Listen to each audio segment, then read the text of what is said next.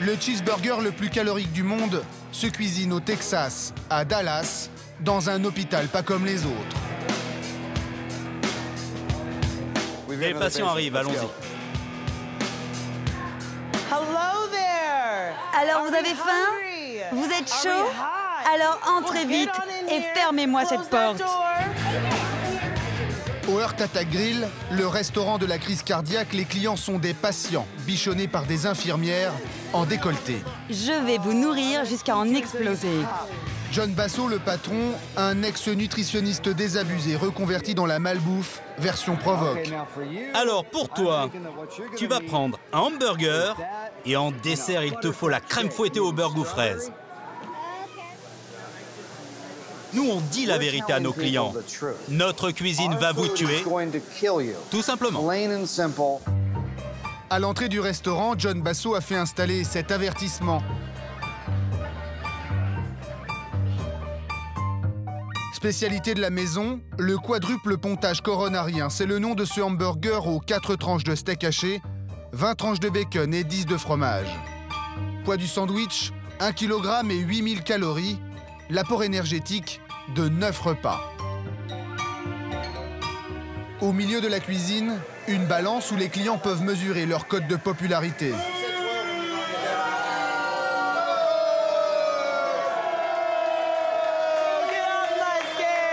La tradition ici, c'est que si vous pesez moins de 160 kilos, on vous hue, parce que vous n'êtes pas un vrai champion.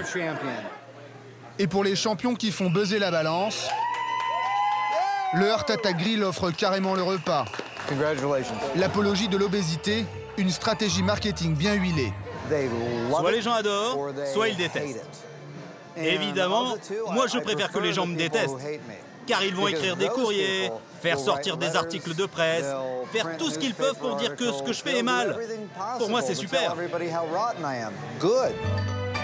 La mort au bout du hamburger, ça peut faire sourire.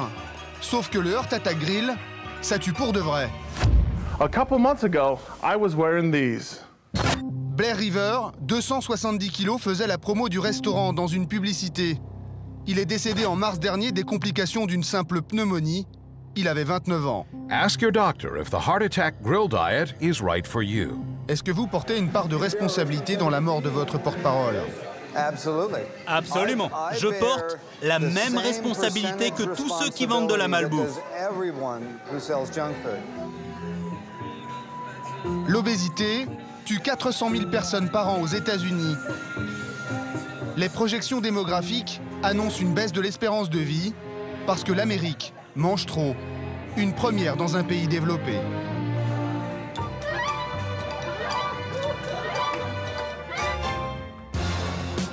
L'Amérique réalise qu'elle est gravement malade. En passe de devenir la première cause de mortalité aux États-Unis, l'obésité tue aujourd'hui presque autant que le tabac. My First Lady, Michelle Obama. La première dame, Michelle Obama, laboure le pays pour mettre les Américains au régime. Let's move. Let's hear it. Let's move. L'Amérique doit se bouger. Les enfants sont de plus en plus gros. Les obèses meurent de plus en plus jeunes. Le surpoids est même devenu la première cause de licenciement dans l'armée. Des généraux montent au créneau. L'obésité est devenue un problème tellement grave qu'il met en danger la sécurité nationale. L'Amérique a déclaré la guerre à l'obésité. Les camps de vacances pour gros fleurissent aux 4 coins du pays. Mais la grande nouveauté vient des politiques. La mairie déclare la guerre à la restauration rapide. Aujourd'hui, les élus osent s'attaquer aux racines de l'épidémie, la malbouffe et le rêve américain du tout-voiture. Une guerre difficile à gagner dans un pays où les bourrelets font la fierté de la nouvelle communauté obèse. Une guerre difficile à gagner au pays du hamburger.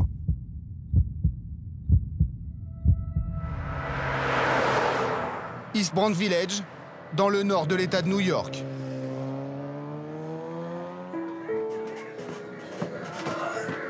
À 13 ans, Brandon pèse 82 kilos. Ça, c'est ma chambre. C'est 32 kilos de trop par rapport à un enfant de son âge. C'est ici que j'écoute ma musique. Ça, c'est mon robot. Il est cassé, il faut que je le répare. J'ai ma guitare électrique et j'ai aussi une acoustique. À cause de son obésité, Brandon ne vit déjà plus comme les autres enfants. Ça, c'est ma petite tasse pour mes médicaments. Quel genre de médicaments est-ce que vous prenez? Ça, c'est un laxatif pour aller aux toilettes.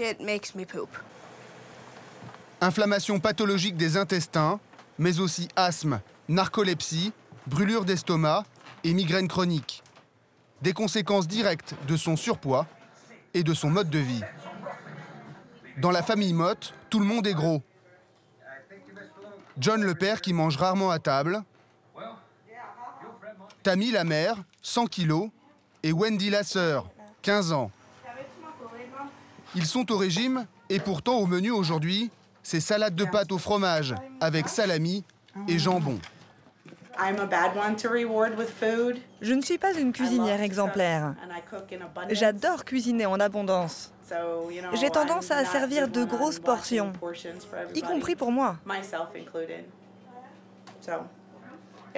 Donc je dirais que c'est un problème qui touche toute la famille.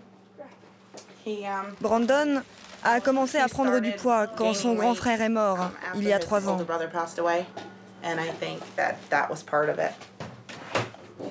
L'obésité a déjà fait une victime dans la famille Mott. Le grand frère de Brandon est mort en 2008. Il s'appelait Eric.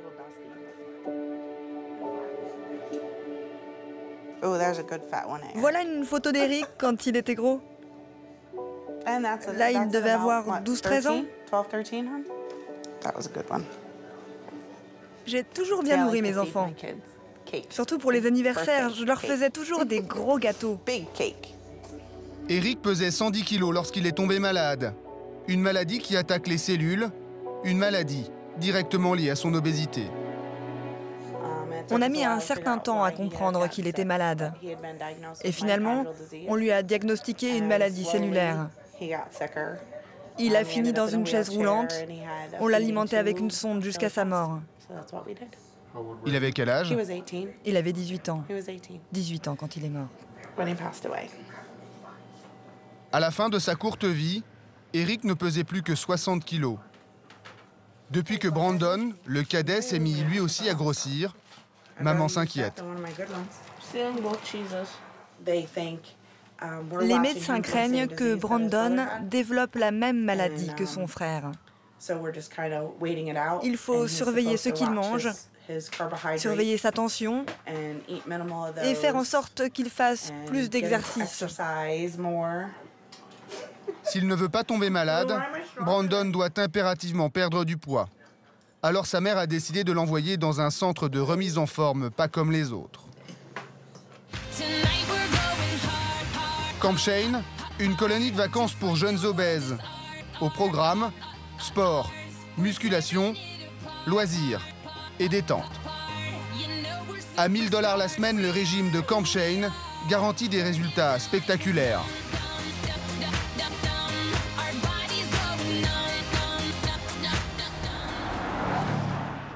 À 3 heures de New York City, en pleine campagne, Camp Shane.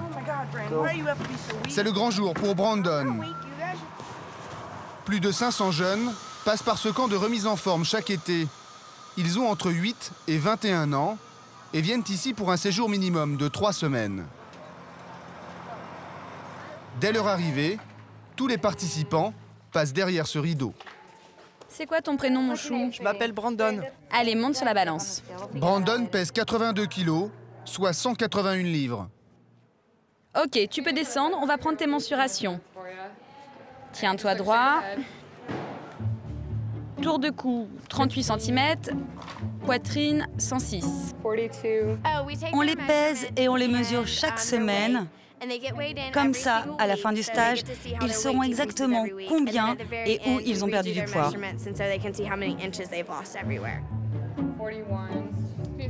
C'est une question de vie ou de mort pour Brandon. S'il ne perd pas de poids, il tombera malade, comme son frère. L'objectif de Brandon, c'est de perdre au minimum 7 kilos en 3 semaines. Pour Janaya Clark aussi, Perdre du poids, c'est une chance d'allonger son espérance de vie. À 15 ans, l'adolescente originaire du Bronx à New York est déjà plus lourde que sa mère. Je suis contente d'être ici, mais je suis un peu nerveuse quand même. Depuis sa tendre enfance, Janaya n'a jamais cessé de grossir. Ici, elle espère maigrir pour la première fois de sa vie. Tu mesures combien? 1m66. Allez, monte sur la balance. Tiens-toi droite et bouge plus. 261 livres, soit 118 kilos. Janaya est classée dans la catégorie des obèses dits morbides.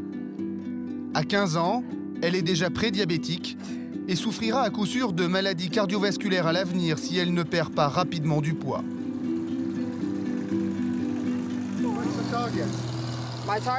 Mon objectif, ou plutôt mon défi, c'est de perdre 30 livres, environ 15 kg. Je sens que c'est le moment pour moi d'évoluer.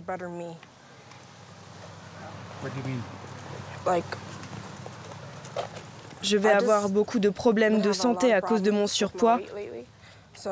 Ce camp va beaucoup m'aider.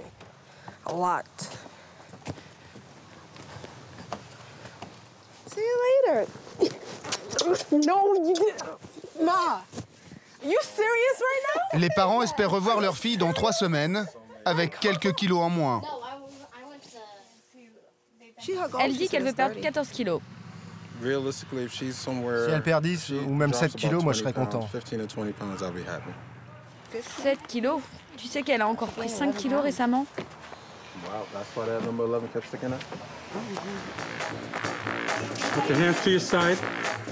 Au début du stage, tous les participants passent au studio photo, en maillot de bain. Une photo pour se rappeler à quoi ils ressemblaient en arrivant ici. Cette expérience est censée transformer leur corps. 5 heures de sport minimum par jour, des coachs intransigeants.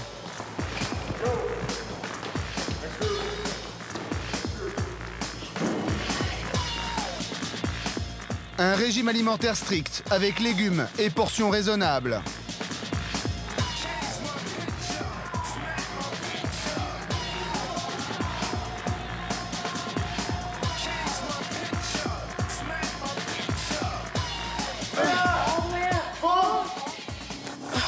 Trois semaines de sueur, 3 semaines de larmes, 3 semaines pour dépasser ses limites.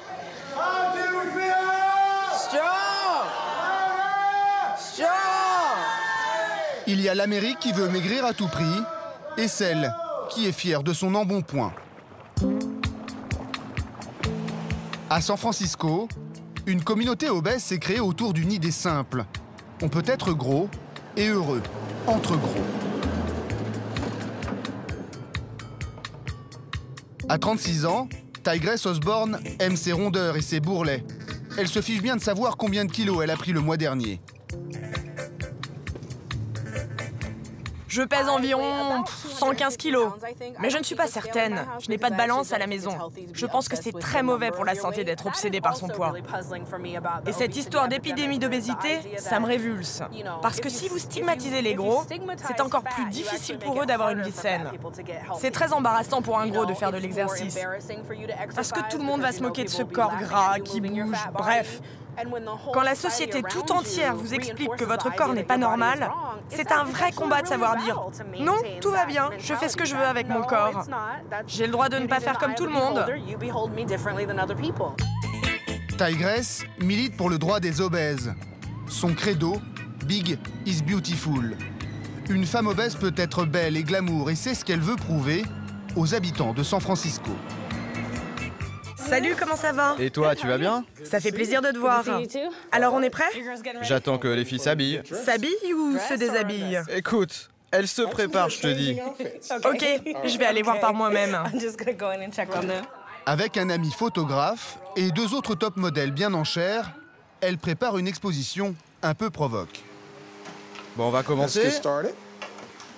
Alors, laquelle se lance en premier? Tigress. Elle a été nominée. All right.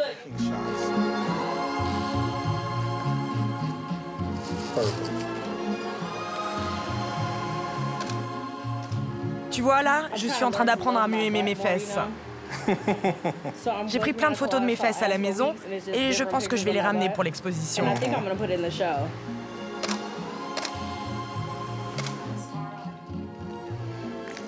Le message que je veux délivrer, c'est que tous les corps sont beaux, quelle que soit leur taille.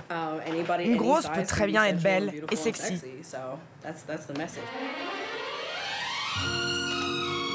I like it.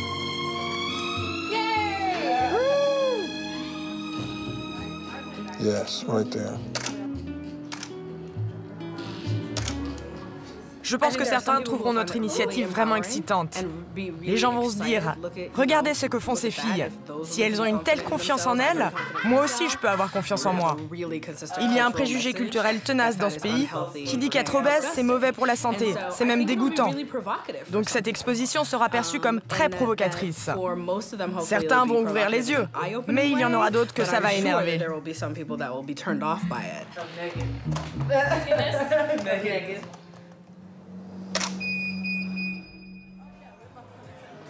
Tigress Osborne est surtout connue à San Francisco dans le petit monde de la nuit.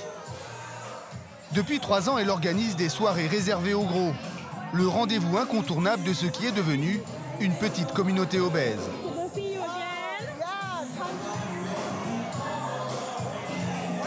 Allez, éclate-toi bien, on se voit tout à l'heure sur la piste.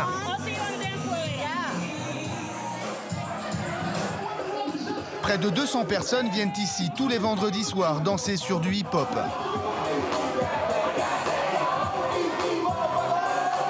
Et ce soir, c'est soirée mini-jupe. Allez, montre-nous tes jambes un peu. Voilà, c'est ça une soirée mini-jupe. La plupart des gens qui viennent à nos soirées ne vont jamais dans d'autres clubs. Ils viennent ici parce qu'ils savent qu'ils sont les bienvenus. Ils n'ont pas à se soucier du regard des autres et des réflexions du genre « T'es trop grosse, pourquoi tu portes ce genre de vêtements? Qu'est-ce que tu fous là ?» Ici, vous n'êtes pas simplement acceptée, vous êtes la femme idéale. Les hommes, qui ne sont pas tous en surpoids, n'ont pas l'air de s'en plaindre. Je suis venu ici pour m'éclater, pour rencontrer les plus belles femmes du monde. Parce que vous, les belles grosses femmes, on vous aime toutes. Je suis venu ici pour rencontrer des femmes, des vraies femmes. Pas des grosses comme on dit, mais des vraies femmes. Le tour de taille, on s'en fout complètement.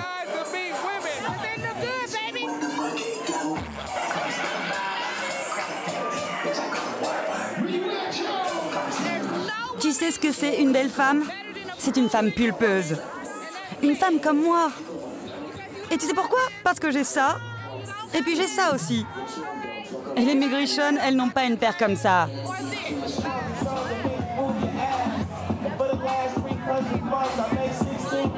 Il y a trop de gens qui pensent que les gros sont inactifs, qu'ils sont feignants. Je suis incapable de vous dire s'il y a des gens ici qui ont du cholestérol, des problèmes cardiaques ou de l'hypertension. Je m'en fiche. Moi, ce que je sais, c'est qu'ils ne sont pas fainéants. Regardez comme ils bougent, ils dansent, ils suent. À l'intérieur de leur petite communauté, les obèses se sentent libérés, avec le risque aussi de s'enfermer dans un monde où être gros, c'est mieux.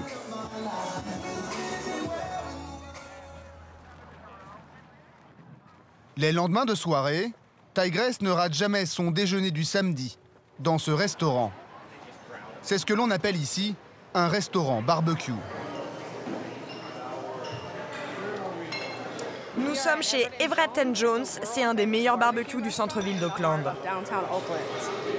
Je viens très souvent parce que la nourriture est vraiment bonne. Tigress ne s'imagine pas vivre avec une taille de guêpe, encore moins faire un régime, alors elle soigne sa ligne à sa façon. Je vais prendre le menu travers de porc. C'est un repas typiquement copieux, typiquement américain.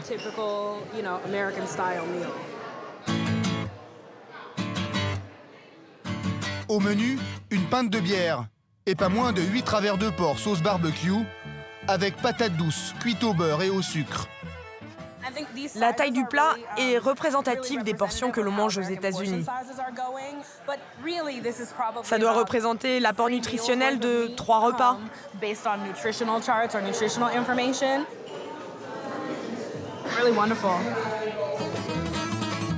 Depuis sa tendre enfance, Tigress n'a jamais cessé de gagner du poids. 115 kilos à 36 ans et aucune inquiétude pour l'avenir.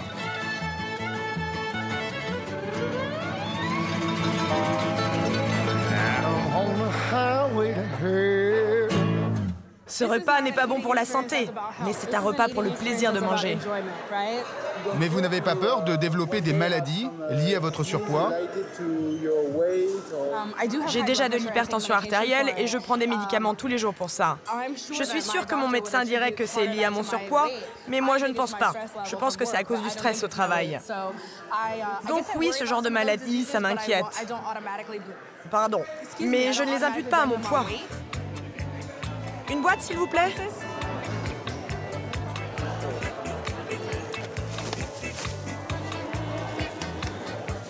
Tigress refuse une évidence scientifique connue depuis des décennies. Big est peut-être beautiful, mais chaque jour, 1100 personnes décèdent aux États-Unis de maladies liées à l'obésité.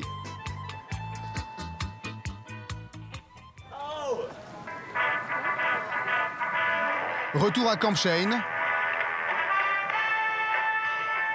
La musique du film Rocky retentit. Il est 9 h du matin. Une longue journée d'activités sportives commence, sauf pour Brandon, qui refuse de sortir de son bungalow.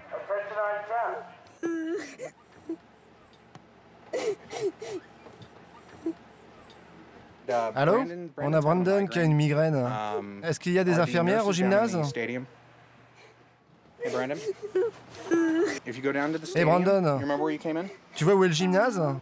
Les infirmières ont des médicaments pour toi. Allez mon vieux. Vous avez souvent des migraines? Oui. Et pourquoi? Je ne sais pas. D'habitude, ma maman me donne des médicaments et ça me soulage tout de suite. Mais elle n'est pas là pour me soigner.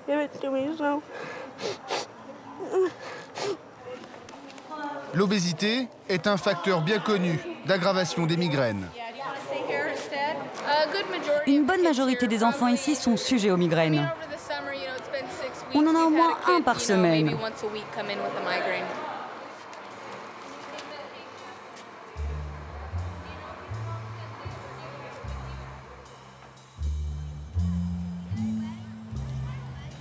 Janaya, elle, est à la piscine. Aujourd'hui, test de natation obligatoire.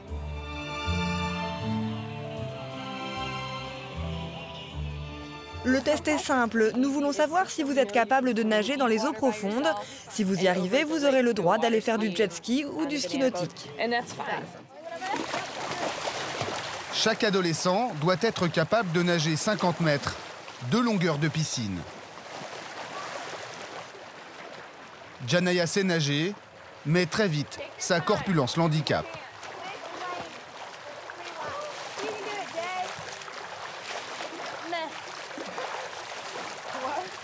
Elle dit qu'elle a des crampes. Ça peut arriver à tout le monde. Mais elle est probablement fatiguée. Elle n'a pas réussi à nager plus de 15 mètres. Qu'est-ce qui se passe, Janaya? J'ai une crampe à la jambe, là, ici. Essaye de masser ta cuisse. Je vais faire un break cette fois-ci, j'abandonne. Je préférerais me la couler douce dans la piscine. Il ne faut pas que tu te blesses. Oui, c'est ça, je ne veux pas trop pousser mon corps. Non, c'est pas ça. Se dépasser, c'est très bien. Il faut juste que tu prennes des précautions pour ne pas te faire mal. Alors, va faire des étirements.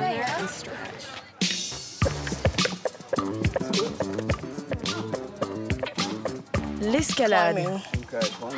Janaya ne semble pas décidée à fournir de gros efforts physiques.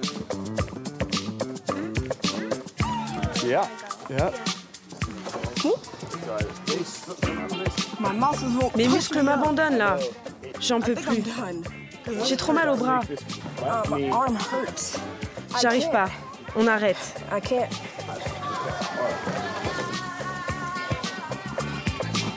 try. Next time you'll get higher. All right. À l'escalade comme à la course à pied, c'est toujours la même histoire.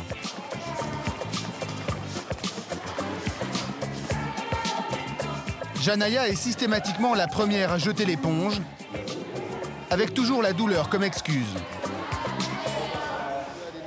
J'ai super mal. Vraiment mal.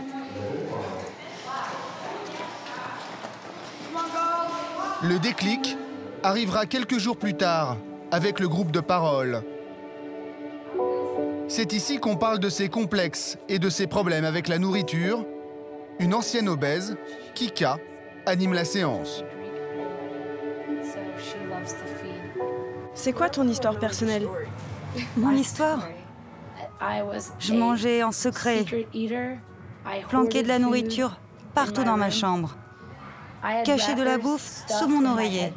Sous mon lit, il y avait des monceaux de détritus et d'emballages de nourriture. Des fois, mes parents sortaient tout de ma chambre et me montraient ce tas d'ordures. Des restes de fast-food, des chips, des canettes de soda, tout ce que vous pouvez imaginer. Et ma mère me disait « Regarde !» Je disais « Mais qu'est-ce que tu fais? Dégage de ma chambre! Qu'est-ce que tu fouilles chez moi ?» J'étais sur la défensive. Je ne voulais pas reconnaître que je devais changer. J'allais au fast-food au bout de ma rue, dès que j'avais 5 $ sur moi. Je dépensais tout jusqu'au dernier centime pour m'acheter 2 doubles cheeseburgers, des frites et une crème glacée.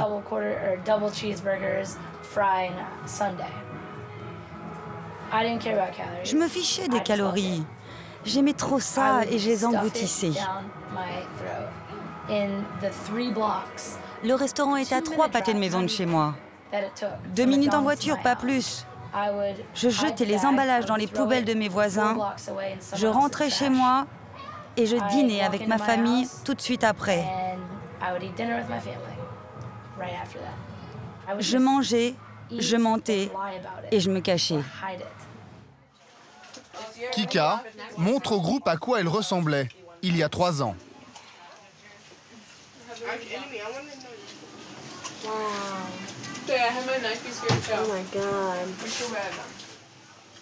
À 22 ans, elle pesait 126 kilos. Elle en a perdu 56.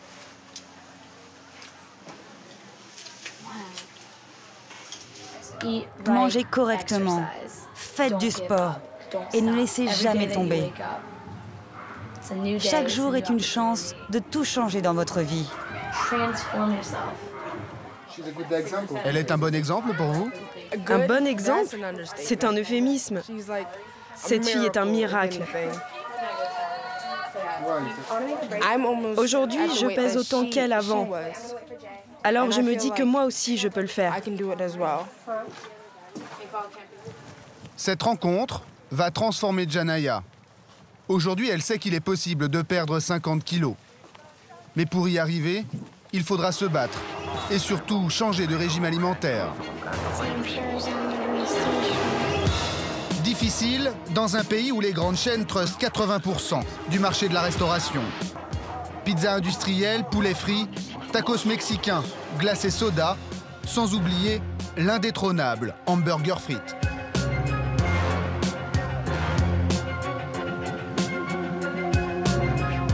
Aux États-Unis, 3 enfants sur 4 mangent au moins une fois par semaine ce genre de nourriture très riche en calories. One kid's meal. Now, when you buy a Taco Bell Kids Meal, you can get a Goosebumps toy. Toutes les enseignes, sans exception, attirent les jeunes consommateurs en leur offrant des jouets à chacune de leurs visites. On Tuesday nights, you can come to Burger King. You can use the Force with one Star Wars toy in your McDonald's Happy Meal. Aujourd'hui, un enfant américain sur 3 est en surpoids, 1 sur 5 est obèse. À San Francisco, la mairie a décidé de réagir. Le premier adjoint au maire, Eric Marr, a déclaré la guerre à la malbouffe. Il nous emmène dans une chaîne de hamburgers, comme il y en a des centaines aux États-Unis. Selon lui, Les chaînes de restaurants attirent les jeunes enfants en leur offrant des jouets avec leur menu. Bonjour. Est-ce que je pourrais avoir un menu enfant, s'il vous plaît? Quel est le jouet proposé en ce moment? Allez, Schtroumpf. Les enfants sont parfaitement au courant des films qui sont à l'affiche. Ils savent quand les jouets dérivés sont disponibles dans les restaurants. Ils sont alertés par les publicités à la télévision. Et ce sont des collections? Oui, ce sont des jouets à collectionner, et donc ils reviennent. Il y a une étude qui a été réalisée par l'université de Yale qui montre qu'une majorité d'enfants de maternelle demandent tous les jours à leurs parents d'aller dans ce genre de restaurant. Les universitaires appellent ça le pouvoir de harcèlement. Mes enfants, par exemple, commencent toujours par déballer le jouet. Le repas, c'est secondaire.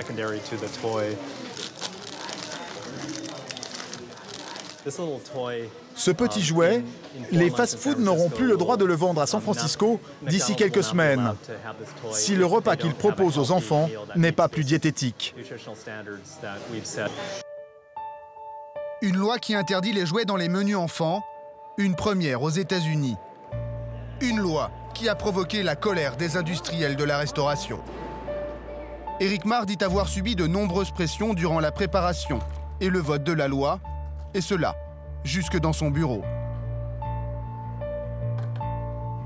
Le numéro 1 du hamburger a envoyé des avocats depuis New York. Ils se sont installés ici, dans mon bureau. Et pas n'importe qui. Leurs avocats sont des célébrités du barreau. Il y avait même le vice-président du groupe. Et dans ce bureau, ils m'ont dit « On va vous poursuivre devant les tribunaux si vous osez faire voter cette loi ». Ensuite, les représentants de cette industrie ont embauché des lobbyistes et ils ont essayé de tordre le bras à tout le monde. Ils faisaient du porte-à-porte chez les conseillers municipaux, ils les menaçaient, ils ont demandé à des personnes influentes de la ville d'appeler les conseillers municipaux pour les faire changer d'avis. Ils ont fait tout ce qu'ils pouvaient pour éviter que cette loi obtienne une majorité au conseil municipal. Dans la bataille, Eric Marr perd un soutien de poids. Le maire de San Francisco lui-même, Gavin Newsom. Une surprise, le maire avait fait campagne contre la malbouffe, il retourne sa veste au dernier moment. Voici le courrier officiel. Je vote contre la loi interdisant les jouets dans les restaurants. Je pense que cette loi s'immisce beaucoup trop dans la politique du secteur privé. Malgré cette volte-face, le conseil municipal de San Francisco adopte la loi à une écrasante majorité contre l'avis du maire.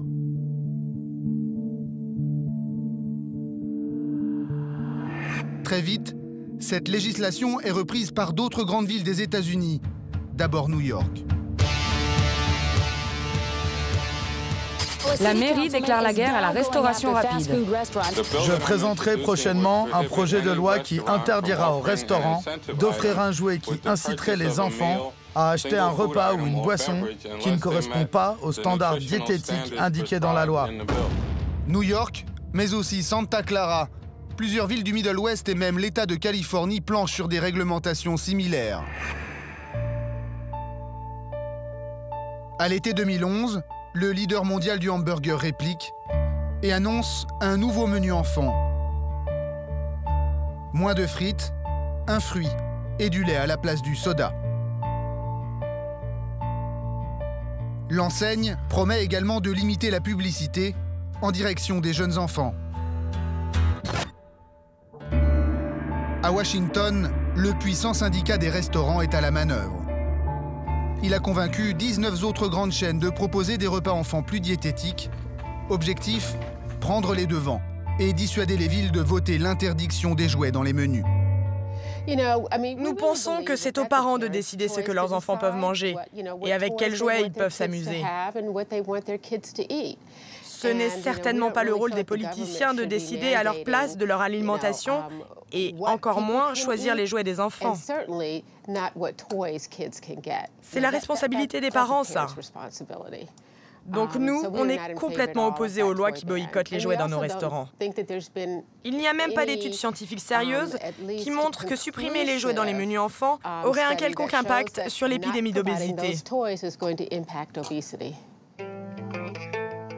La malbouffe n'est pas seule en cause. Si l'Amérique est obèse, l'Amérique le doit aussi à son mode de vie. Dans le Middle West, Oklahoma City, classée dans le top 5 des villes américaines où les obèses sont les plus nombreux. Ici, on ne marche jamais, on roule. Le tout-voiture, c'est un peu le rêve américain. Le centre-ville est déserté par les piétons. Dans certains quartiers, il n'y a même pas de trottoir. Comme tous les citoyens d'Oklahoma City, le maire républicain Mick Cornette est obligé de prendre sa voiture à chacun de ses déplacements. Le corps humain est fait pour marcher à pied. Il a été conçu pour l'action. Mais à Oklahoma City, comme dans beaucoup de villes américaines, tout tourne autour de la voiture.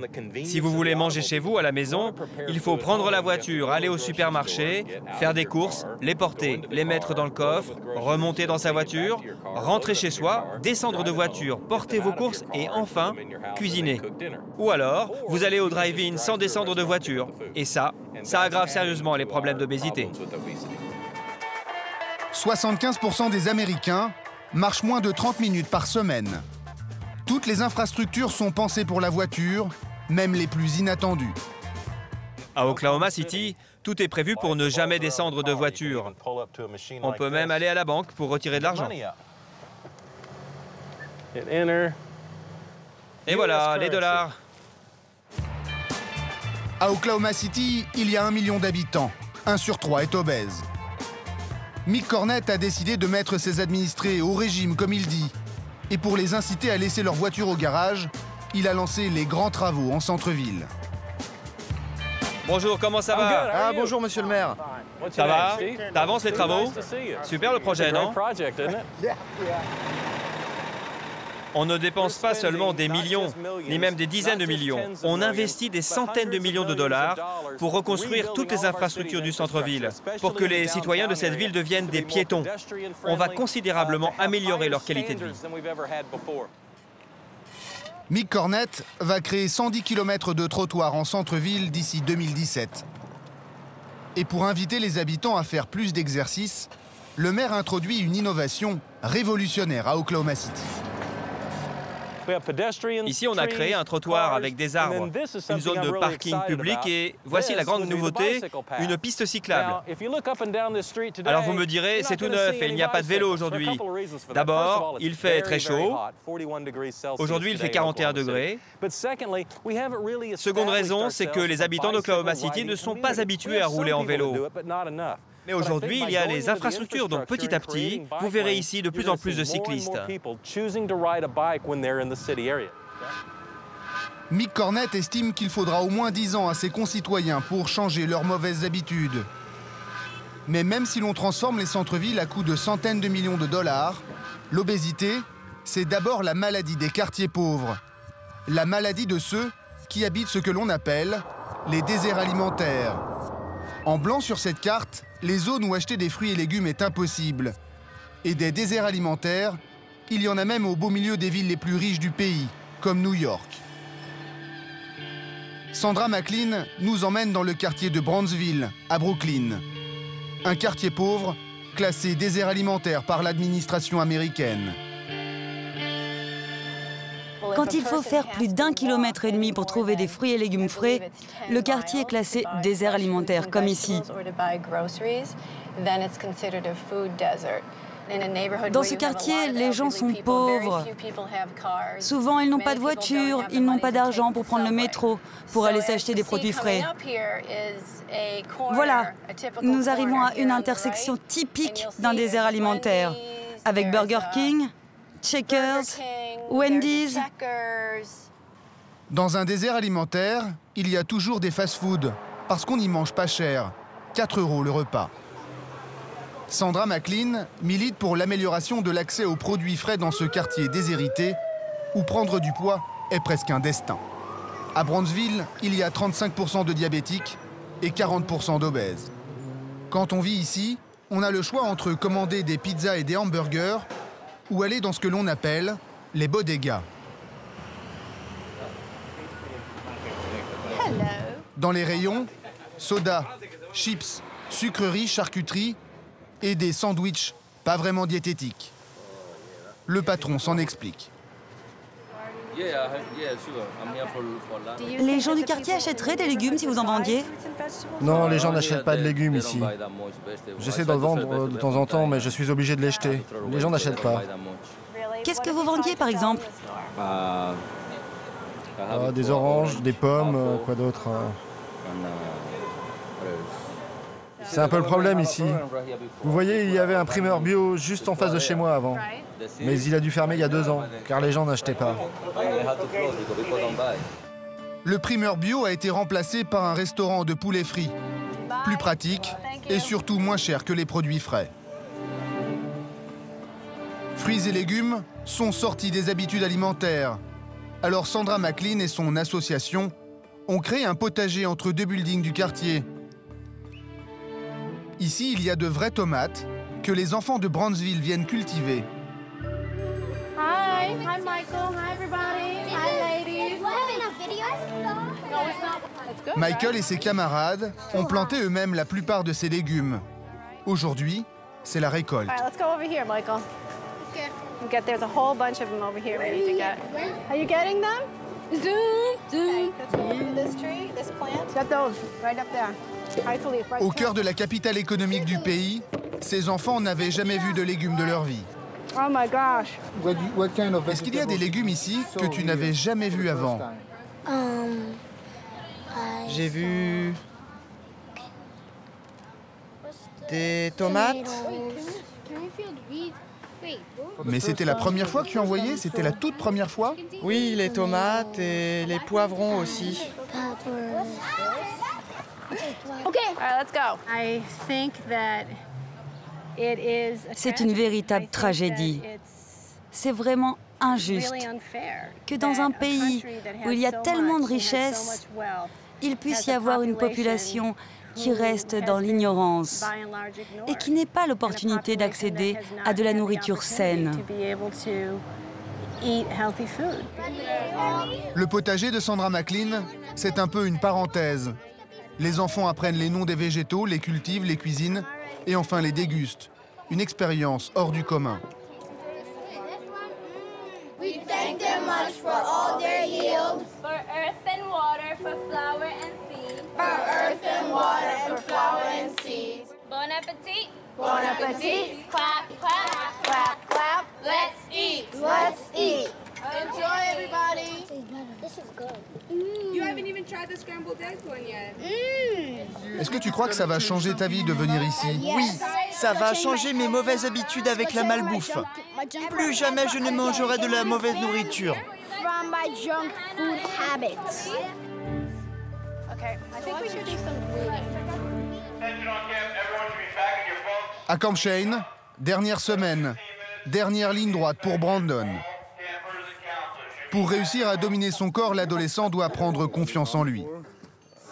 Alors Brandon, on va te monter sur la plateforme et tu vas devoir traverser jusqu'à l'autre arbre en équilibre sur le fil. Ensuite, tu prends la tyrolienne et on te récupère en bas. Oh, it's cool.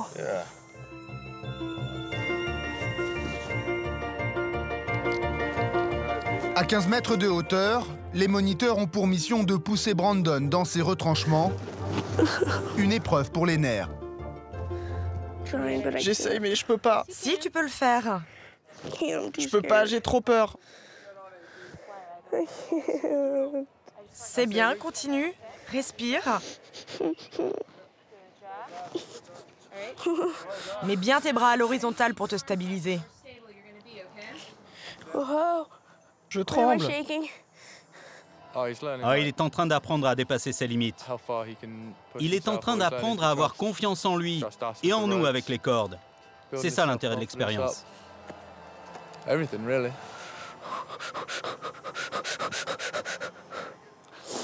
Je reste calme et j'avance. Oh, you're all right, mate? You're good, Good. You save it. Well, Straighten nice save. Oh no. Alright, I'm gonna hook you. Ah, c'est génial. Où est-ce que je vais là? Coming up. J'en tremble encore. Regardez, ma main tremble. Ça m'a retourné ce truc. À la fin de la journée, Brandon saura combien de kilos il a perdu après 3 semaines d'efforts.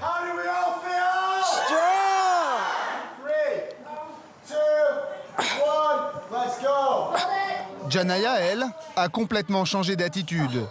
Elle ne baisse plus les bras aux premières douleurs. Baissez-vous! On se baisse bien, j'ai dit! À Camp Shane, tout le monde redoute le cours d'aérobic et surtout Salim, le professeur, réputé intraitable. Pourquoi vous vous arrêtez? Le chrono tourne toujours. Puisque c'est ça, je remets le compteur à 0. Vous en reprenez pour 1 minute. Salim Jemaï était lui-même obèse dans son enfance. Il n'a aucun état d'âme à secouer ses élèves. Je sais exactement comment il pense. Ils laissent tomber avant même d'avoir commencé. Ils doivent croire en eux. Ils peuvent le faire. Ils peuvent tous le faire. Le problème, c'est que c'est juste inscrit dans leur crâne, qu'ils sont nuls et qu'ils n'y arriveront jamais. Mais ça, c'est pas vrai.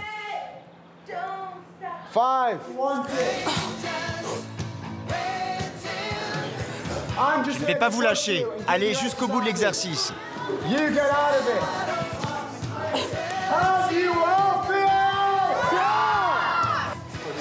Ça va, Janaya? C'est horrible. One, let's go! Go, go, go! Oh my God. One, and go again! Up and down. One, let's go!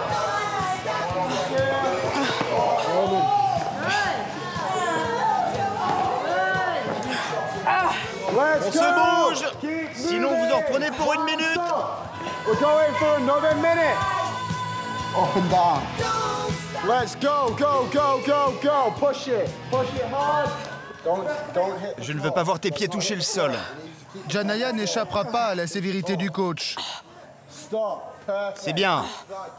C'est bien. Mais pourquoi tu laisses tomber? Finis ce que tu as commencé.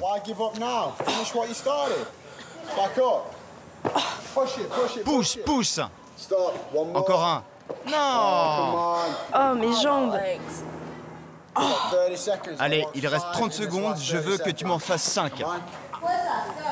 1, 2, 3, 4, encore un. 5, vas-y. 6, c'est super. Vas-y. 7, 8. Good, stop the clock. That was fantastic. Absolutely fantastic. Alors comment tu te sens maintenant? Je me sens bien. Okay, relax, relax, relax. Breathe, breathe, breathe. All right. Vous aviez déjà enduré pareille douleur auparavant? Jamais de la vie. Mais ça vaut le coup de souffrir un peu. Bien joué, Janaya.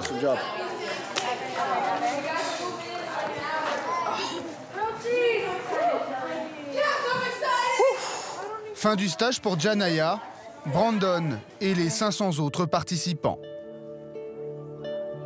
C'est l'heure de vérité, l'heure de monter sur la balance.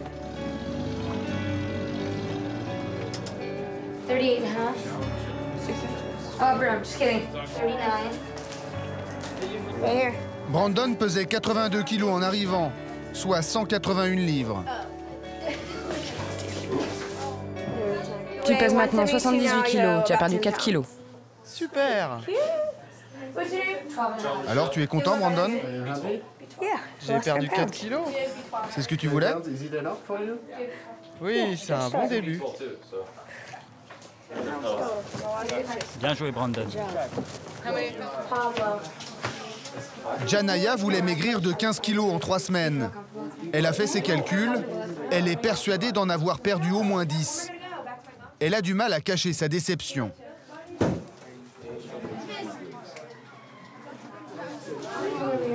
Tu es contente, Janaya? Je suis fière de moi quand même. Au total, Janaya a perdu 6 kilos en 3 semaines, ce qui est vraiment bien. Je pensais avoir perdu 10 kilos. On m'a dit que j'étais à 10 kilos perdus. Tu pesais 118 kilos en arrivant, aujourd'hui tu es à 112. C'est loin de l'objectif que tu t'étais fixé. Oui, mais c'est mieux que rien. C'est la fin de l'épreuve. Tout le monde rentre à la maison. Retrouvailles avec la famille. J'ai perdu 6 kilos. Bien joué. Elle a changé. Son visage est plus fin. Regardez-moi ce ventre. Tu te sens mieux? Oui.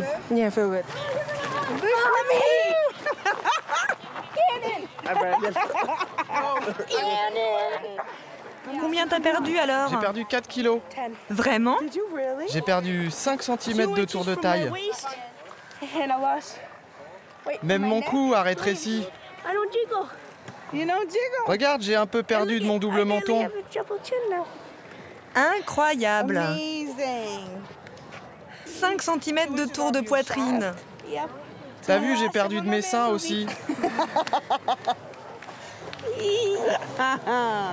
Tu m'as tellement manqué, mon chéri. Il a vraiment changé, on le voit tout de suite. Je pense que cette expérience lui a redonné confiance en lui et qu'il va pouvoir aller de l'avant maintenant. J'aimerais tellement qu'il commence à jouer au football. Avant, il pensait en être incapable. Aujourd'hui, c'est possible. Je suis vraiment ravie. Le plus difficile est à venir. Rentrer à la maison, éviter de retomber dans la malbouffe, faire du sport et continuer d'y croire. Un mois après notre tournage, Brandon jouait dans une équipe de foot et avait maigri de 8 kilos supplémentaires. Pour Janaya, c'est plus compliqué. Son poids s'est stabilisé. Elle se bagarre tous les jours pour ne pas regrossir.